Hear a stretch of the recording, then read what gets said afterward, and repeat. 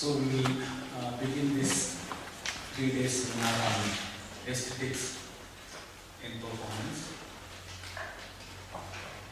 I welcome all the guests who have come for this seminar, especially two people who have come from a very long distance, Mr. Guruj and Radha Patiji from Delhi, and we have other guests from Karnataka. I welcome you all. From the point of view of theatre practice, whatever that is written as aesthetics in Kannada, in English, in Hindi, is actually, it doesn't apply itself to the actual performances. That's the problem. So how do we look at our actual problems, the nitty-gritty of doing theatre? How do we apply rasa theory to it? How do we apply the concept of prekshaka to it? These are the concept of dhvani to what we read. These are the questions that we had in mind when we thought of this conference. Yes, rasa theory is a wonderful siddhanta. It explains so much. But does it explain all our experiences as theatre practitioners today? So, a lot has been written about aesthetics, but we have not actually expanded it so that we can apply it to our theatre practice. Therefore, sometimes I often wonder that whether it's a theory or not, because if a theory is a theory, it has to have a universal applicability. If a theory of gravitation, if it applies to apples, it should also apply to oranges. Otherwise, it's not a theory.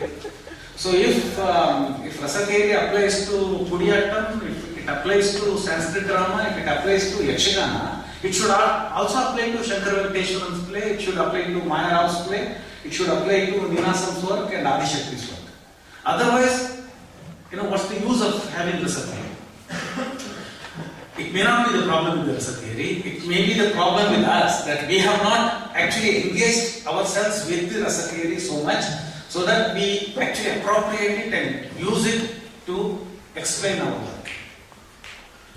So the first task of this seminar is only a beginning in that process, is to confront the available, the corpus theory, and to see gaps where we can actually pull it to our side and see, this is the theory that we can apply to our practice. For example, a few months ago, I asked a very strange questions to some of my friends who are interested in rasa theory. In Kannada, a novel in the name Mohanaswamy appeared. It's written by Vasudendra. It's about homosexual love. I asked many of my friends who are well versed in Sanskrit theory, and I asked them, see, here is a new novel. How do you apply your Dhvani Siddhanta to this novel? This is a story of love between a man and a man. Does your concept of Shringara Rasa apply here? And some of them said, yes, why not? And one interesting response was that, it all depends on the society. It has to be samajika.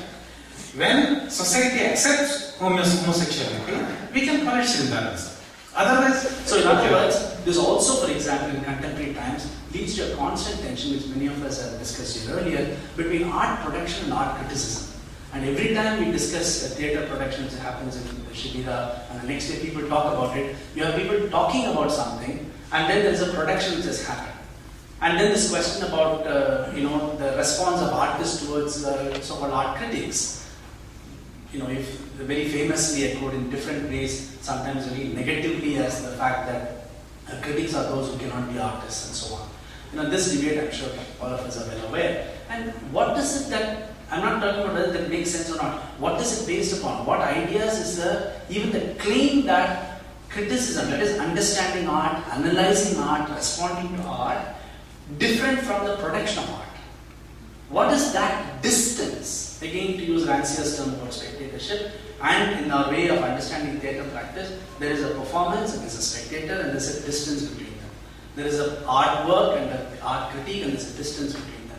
How do you think about this distance? How do you describe and analyze this distance? So that has been a very central core in many of these philosophy of art discussions. Moreover, once you do this creation of art as an artwork, as independent, as an autonomous thing, a painting which I put on the wall, then what I do is, in order to do that, okay, so I'm just giving you an argument, we can discuss and debate these arguments, but hopefully I'll convince you this argument, which is this, that is, in order to take an artwork and make it into an object, independent of the subjects who perceive it, what you need to do is to give a value to that object that makes it an object. Unless you ascribe a value to that object, that will not become an object. And what I will argue is very simple, that the very idea of the aesthetic is a value you give to the artwork in order to make it an object, in order to keep that distance between the spectator and the artwork. That is, there is nothing natural about aesthetic. I think there's a bit of a danger when we set up a kind of binary between, let's say, Sanskrit aesthetics and Western aesthetics, even as they are substantially different. So as a spectator, let me try and share with you one kind of theatre practice from Russia, where I feel certain affinities, and they're nothing more than affinities, resemblances, not necessarily family resemblances, intercultural resemblances, with the aesthetic, let's say, of Abhinav Gupta, and I'm thinking of Stanislavski. Now, what could possibly bring them together? I think for both, very broadly, the most decisive moment is when you cross that threshold of theatre and you enter the theatre. And once you enter that theatre, it's another space. It's another kind of space. Okay? And you relinquish your worldly, political problems or the garbad going on in your mind, your personal problems, whatever. That's not the place of theatre. You relinquish it. And for Stanislavski, you simply enter another world. Now, the way you immerse yourself in both aesthetics, there is a quality, you might say, of immersion, empathy. But the processes, the modalities are different. How are they different? In Stanislavski, it works primarily through illusion. Okay? So the audience becomes part of that fourth wall, as we call it. There is no fourth wall in Sanskrit aesthetics. What you see is what you see. It's presentational. But that immersion takes place through a different kind of imaginative mental process. I emphasize pre- and non-verbal human expressions over verbal and linguistic expressions because the former seems to me to be more capable of arousing the imagination of the spectators. Non-verbal expressions reach across a broad spectrum of people as they are less colored with specific cultural associations and language. Minimizing the play of words opens up the space for multiplicity of meanings, associations, and interpretations. Concealing the voice allows us to concentrate on the mind, on the movements. Concealing the voice and the movements allows us to concentrate on the mind. The unconcealable mind in the actor's presence can reveal those aspects of life that are difficult to express with words. And importantly, there is more silence in our lives than there are utterances. So silence is not just form, but meaning and a language in itself. Silence opens up the ears of the spectators. Dim light allows them to open up their eyes, and the actor's body starts to transmit the necessary energies to summon, engage, and intensify the concentration in the spectators. Yes? Movement, right? Can you have non-language movement? Because the moment you are locating yourself, there is this, I'm speaking from the Upanishadic perspective. The moment you say here, there's a not here, and for the hand to move from the here to not here, you have to intend in a sort of a, I don't know, you may not call it in a particular language as in Sanskrit, Kannada, Hindi or something, but there is a verbalization, a vak, if you want to call it that, of here and not here. So before movement comes language and intention. So I'm wondering, it's truly non-linguistic or non-verbal. Because movement requires intention, intention requires thought, thought requires language. Yes, I suggested that silence is a language in itself. Yes. It's not about negating the whole role and faculty of language or words. Whereas like if we look at our lives, like we spend almost 70 to 80% of our lives in silence. Like if you look at a day, like half the time you're asleep. If you're in a conversation for the rest of the 12 hours, at least for 6 hours you're silent. So if you add up the... but aren't you talking to yourself? Yes. So unspoken words. I would say unspoken words rather than... Then finally the whole concept of Siddhi, you see, which is one of the 11 fundamental elements in the Natya Shastra. So in Siddhi, it's a sort of way to train the audiences, how the audiences should respond to a performance and to what level the performance is going to reach. Depending on these levels, the audiences are, the involvement of the audiences is secured in the performance. So Siddhi or success in a drama, in a dramatic performance is of two types, Devi and Manushi. And so also, this kind of identity also retains a kind of distance. They can distance themselves from that and look as a spectator. The actor can look at oneself also. And that we see when these very ritualistic plays develop into regular performances, which are not all that ritualistic, but which are not giving out the ritualistic background. So when you look at a performance of Yakshagana, which is a Hargyata, which is for a ritualistic purpose, and a ticketed show of Yakshagana, there is a subtle difference within that, in the actor-spectator relationship. Then there is the perversion of this, wherein that aham becomes more and more imparted. And what happens when aham becomes more imparted? Then the question of the identity of the actor comes into existence. And then even the aesthetics as a theory starts objectifying things. And once you start objectifying, you will also make it a commodity. And what happens? Instead of the sattva, saha, holding the atma, the person starts holding the sattva, saha. Aesthetic judgments are intersubjectively valid. Now what does that mean?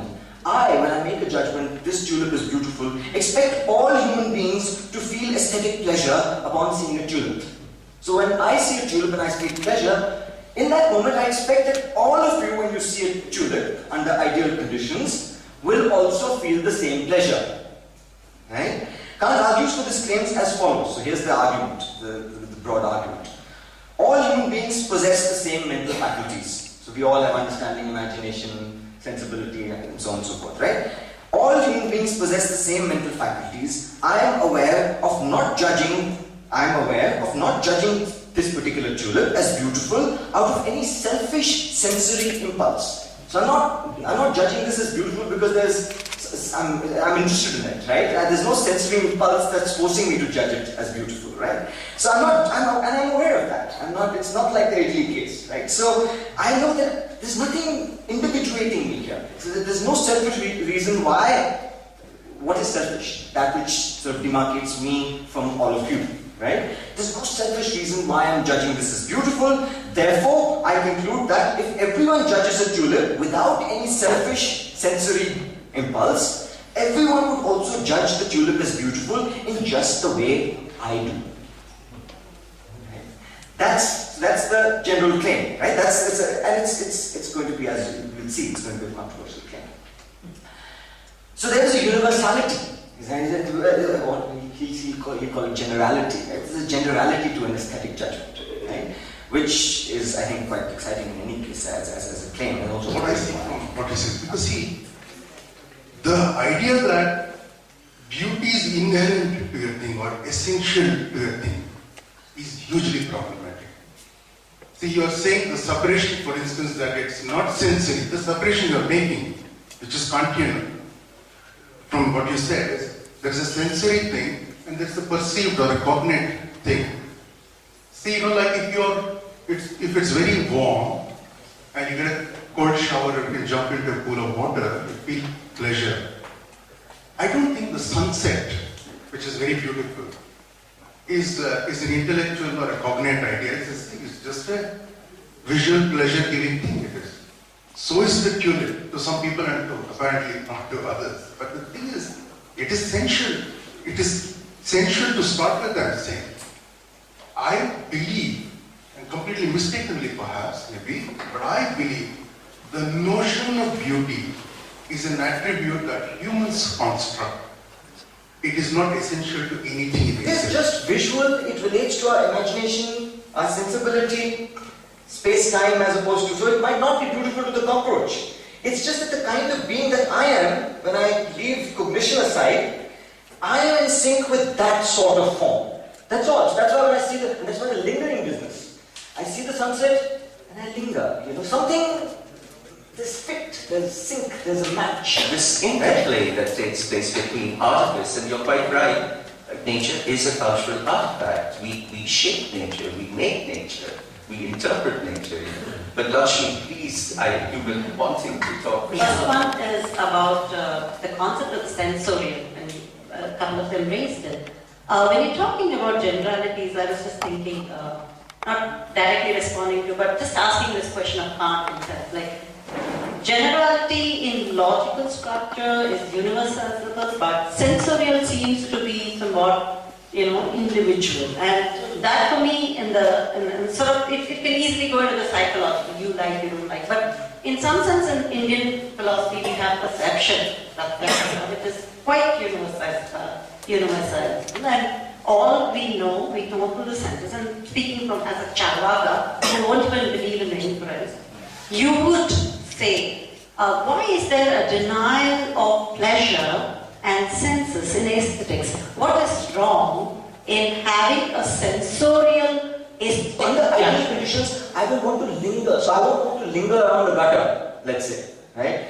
But, because again, there's no desire involved when I'm thinking of the gutter, right? It's just, I don't want to deal with it. But with the tulip, I want to linger. Why? So Kant's aim in this book is to make a space for or conceptualize beauty as opposed to desire, practical desire, bodily desire, and cognitive desire, desire for knowledge. Now, if we assume that cinema in India was a recording of traditional performance, began as a recording of performance, what does it say? It says that cinema in India performed the same role as theatre. Now we come to familiar territory in this, the traditional play, which addresses a Rasika, the connoisseur of theatre, the connoisseur of art. Cinema has from the beginning been addressed towards a mass audience. Okay, it's a mass audience by its very nature. First of all, it's transportable. You can take it anywhere, show it anywhere under whatever conditions to whatever audience. The cost of putting it up, because it's retailed in such a way, the cost of putting up is so small that it can be, which means you can't pick your audience. Categorization, like in Natya Shastra or Abhinay Darpana or all those texts, have solidified this information, this knowledge system into specific shapes and specific languages. And if you have to go transcend those specificities and transcend them in a kind of fluid manner, you need to have a different training strategy. So there, the creative aspect of it, or the continuously evolving aspect of it, has to be emphasized rather than than making it into a particular format, given If format. you're a spectator of yourself and you're projecting yourself in a certain way, then if you're this performer in this YouTube age, then what is the relationship with the spectator? And even like while I'm watching it, I might be watching in my room, so I'm not entering into a contract to go into a space. I might be watching it at 2 a.m., I might be watching it at 5:30 in the evening, I might be watching it with friends, I might be watching it alone, I might be watching it while making dinner, eating dinner. So then, or watching it on my phone versus watching it on the laptop. So I think we need to start discussing because it's changing so much, you know, and I feel like our discussions are kind of limited to a very traditional idea of performance and theatre. So I just thought I'd about it. We've been focusing, of course, on Natya Shastra, but are there other texts which are accessible to us? Yesterday there was this suggestion that was moving that post Bharat Muni, his son's so-called texts and so on. Are these texts available to us? You know, where even many of the traditions you said, are there practices, including our spectatorship practice, do they claim that it comes from Natya Shastra, or has it been a constructed history of the Natya Shastra, or do we have access to texts completely different from that in vernacular languages, which will allow us to open up this debate on what is aesthetics? ಮಾತಿಗೂ ಕೂಡ ಒಂದು ಅಹಂಕಾರ ಇದೆ, ಸೊಕ್ಕಿದೆ, ಸ್ವರಕ್ಕೆ ಹೇಗೂ ಇದೆ. ಇವತ್ತು ಸ್ವಲ್ಪ ನನ್ನ ಸ್ವರಕ್ಕೆ ಸೊಕ್ಕಿದ್ದಾಗಿದೆ. ಸ್ವರಕ್ಕಿದೆ, ಮಾತಿಗೂ ಇದೆ. ಸೊಕ್ಕಿನ ಮಾತಿಗೆ ತನ್ನ ಸೊಕ್ಕನ್ನಲ್ಲದೆ ಅದರ ಆಚೆಗೆ ಹೋಗಿ ಸೂಕ್ಷ್ಮವಾದ ಸಂಗತಿಯನ್ನು ಹಿಡಿಯುವುದಕ್ಕೆ ಕಷ್ಟ. ಆದ್ರಿಂದ ಪೂರ್ತಿಯಾಗಿ ವಿಕಾಸವಾಗಬೇಕಾಗಿದ್ರೆ ಮಾತು ಅದು ಅವರ್ಣನೀಯವಾದ ಯಥೋ ವಾಚೋ ನಿವರ್ತಂತೆ ಅಪ್ರಾಪ್ಯ ಮನಸಾಸ, ಇದು ಈ ಮಾತಿನಲ್ಲಿ ಹೇಳಲಿಕ್ಕೆ ಸಾಧ್ಯ ಇಲ್ಲ ಅಂತ ಗೊತ್ತಾಗಿ ಹಿಂತಿರುಗಿ ಬಂದ ಮಾತಿಗೆ ಅಪೂರ್ವವಾಗಿರತಕ್ಕ ಸಾಮರ್ಥ್ಯ ಅಂತ ಧ್ವನಿ ಅಂದ್ರೆ ಅದು. So if the speech does not win over itself in its limitations, then Sadharanikarana is not possible. And he said, to understand is not important, to experience is more important. And sometimes understanding itself can become a hurdle to experience. Sadharanikarana fundamentally is when something is present in something else. This is present in this and this is present in that. ಈ ಪ್ರೇಕ್ಷಕ ಅಥವಾ ಸಹೃದಯ ಅಂತ ಏನಿದ್ದಾನೋ ಆ ಸಹೃದಯ ಅನ್ನೋನಲ್ಲಿ ಒಂದು ಪ್ರತಿಭೆ ಬೇಕಾಗ. ವಾಸ್ತವಿಕವಾಗಿ ಆ ಪ್ರತಿಭೆ ಅನ್ನೋದೇನಿದೆ, ಆ ಪ್ರತಿಭೆಗೆ ಎರಡು ಮುಖ. ಒಂದು ಕಾರಯತ್ರಿ ಅಂತ ಕರೀತಾರೆ, ಒಂದು ಕಾರಯತ್ರಿ ಪ್ರತಿಭೆ, ಇನ್ನೊಂದು ಭಾವಯತ್ರಿ. ಕಾರಯತ್ರಿ ಪ್ರತಿಭೆ ಅಂದ್ರೆ ನಿರ್ಮಾಣ ಮಾಡತಕ್ಕಂತಹ ಪ್ರತಿಭೆ. ಅದು Shikara in his Kavya Mimamsa talks about two kinds of imagination, two kinds of pratibha. One is the Karayatri pratibha, that is the creative imagination. The poet has it. With that creative imagination, he or she creates the kavya, and the Sahridaya, the sympathetic audience or the reader, has the Bhavayatri pratibha, to get that bhava, to receive. ಆದರೆ ಅನ್ಯ ಅನಶ್ನನ್ ಅಡಿಗೆ ಸಿದ್ಧ ಆಗಿದೆ, ರಸಭರಿತವಾದ ಫಲ ಇದೆ ಅಂತಿರೋದು. ನನಗದು ಬೇಡ. ಅದು ಯಾವಾಗ ಬರ್ತದೆ ಅಂದರೆ ರಸತೃಪ್ತಿ ಅಂತ ಒಂದು ಅಂಶ. ಆ ರಸತೃಪ್ತವಾಗುವ ಸನ್ನಿವೇಶಿಕರ ರಸತೃಪ್ತನೇ ಬ್ರಹ್ಮ, ಬೇರೆ ಯಾವಲ್ಲ. ರಸತೃಪ್ತ ಬ್ರಹ್ಮ. ಆ ತೃಪ್ತ ರಸರಾಗಿ ಜೀವವು ರಸತೃಪ್ತ ಆಗೋದಕ್ಕೆ ಅತ್ಯಂತ ಅಗತ್ಯ ಇದ್ದದ್ದು. So the food is ready there, but he does not want to eat. He is satiated. There is no hunger anymore. So that is the stage of rasatrupti. And Brahma has reached that stage of rasatrupti. So the ultimate goal of this rasajagara is to make the darshaka into prekshaka and prekshaka into that kind of a sadhana. On behalf of Ninasam and on behalf of all the villages, this is neither the beginning nor the end of this project. We will all be together. Thank you.